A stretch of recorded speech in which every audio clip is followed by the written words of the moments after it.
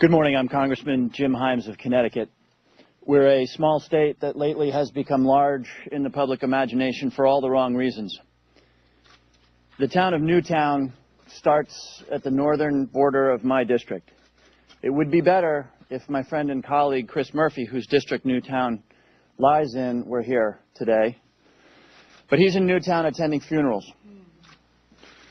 Today in Newtown, we will bury Daniel Barden, 7 years old, Chase Kowalski, 7 years old, Caroline Praviti, 6 years old, Victoria Soto, a teacher who died shielding a child, 27 years old, and Charlotte Bacon, 6 years old.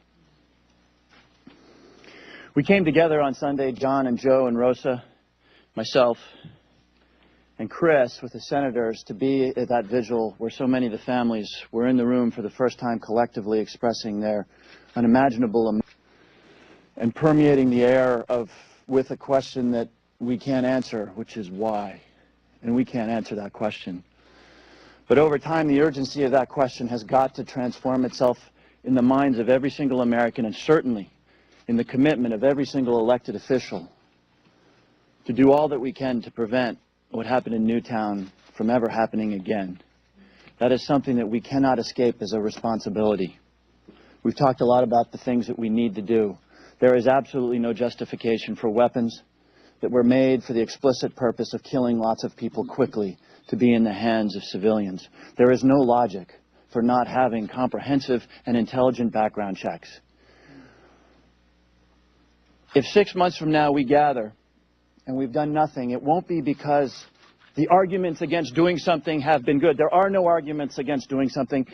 And part of the point of our being here today is to ask not just our colleagues, but the American people to join us in this effort. And there are no arguments against doing so, starting with the pernicious argument most lately articulated by Governor Rick Perry of Texas, this argument that more guns in a nation awash in guns will make us safer. The facts, the history, the data show that that is not true. A gun in the home is 22 times more likely to be used in a suicide or a murder than it is to be used in self-defense.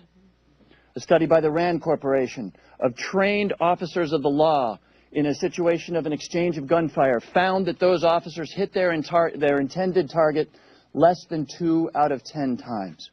So the notion that more Americans, quote unquote, in the words of Governor Perry, packing heat will make us safer is not founded in reality, in facts, or in history. It is founded in the fantasy of testosterone-laden individuals who have blood on their hands for articulating that idea. We will not fail because there are good arguments standing against us. We will fail because of the inevitable drift of attention. And there's some questions apart from why that need to be asked by all of us and by every American. We've got a big group up here, but we're a small fraction of the United States Congress. Why? Every one of us up here is a Democrat. Why?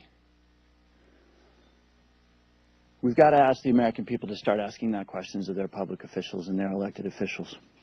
And if 6 months from now we gather and we have drifted, I wonder what Daniel and Chase and Carolyn and Victoria and Charlotte would think of us if they were here to think of us.